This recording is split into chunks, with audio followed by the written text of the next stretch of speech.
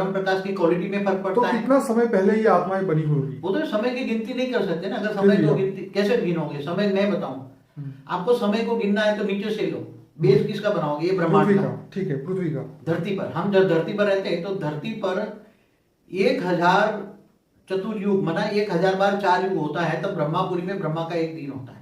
और 4 युग होता है 43,20,000 ईयर्स। तो ब्रह्मापुरी में एक दिन रात होता है तो 8 अरब 64 करोड़ साल होता है।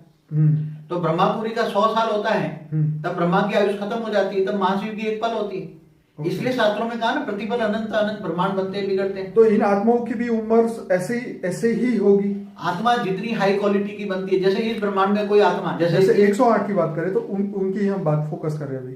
तो वो तो अजर अमर अविनाशी, वो तो 100 कला का ब्रह्मांड कभी वाइंड अप ही नहीं होता। ओके, 100 कला जैसे महाशिव महाकाल, मतलब ये हो गया कि वो इनफाइनाइट है, वो ना पहले थी ना बाद में थी। वो तो अजर अमर अविनाशी, आदि अनादि है, आदि में भी थी, अनादि में रहेगी, ठीक है, उसका विनाश नहीं होता। ओके। मगर देखो आत्माओं में क्वालिटी क्या है, हमारे ब्रह्मांड में मानव सोलर सिस्टम में, जैसे ब्रह्मा ने पहले फरिश्ताओं की आत्मा बनाई, तो फरिश्ताओं की आत्मा परम आकाश की थी। क्या?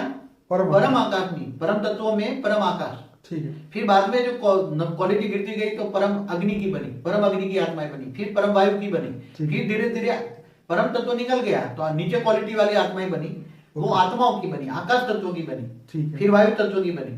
तो आपका मतलब ये है कि जो नॉर्मल ह्यूमन बीइंग जो इस सृष्टि पे हम जिस इंसान को हम देखते हैं, वो जो नॉर्मल अगर आत्मा है वो 108 या सुप्रीम वाली आत्माएं नहीं है, तो उनकी आत्माएं ये 5 तत्वों से मतलब आकाश वायु अग्नि से बनी हुई आत्मा है।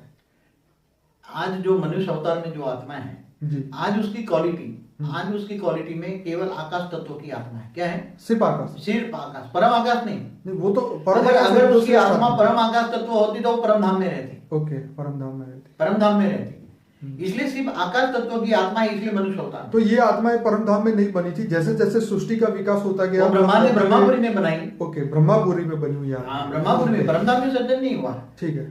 मगर जो आत्माएं जो महाशिव ने, जैसे शिव बनाए, महाशिव ने एक संकल्प मात्र से अनंत अनंत शिव बनाए, तो वो जो शिव की आत्मा बनी थी वो परम प्रकाश की बनी थी। ओके, ये तो बहुत कमाल की बात आपने बताई है कि जो मतलब जो बेहद के परम धाम में जो आप बताते हैं वो आत्माएं तो श्रेष्ठ वाली आत्माएं थी और वो इनफाइनाइट टाइम से बनी हुई है।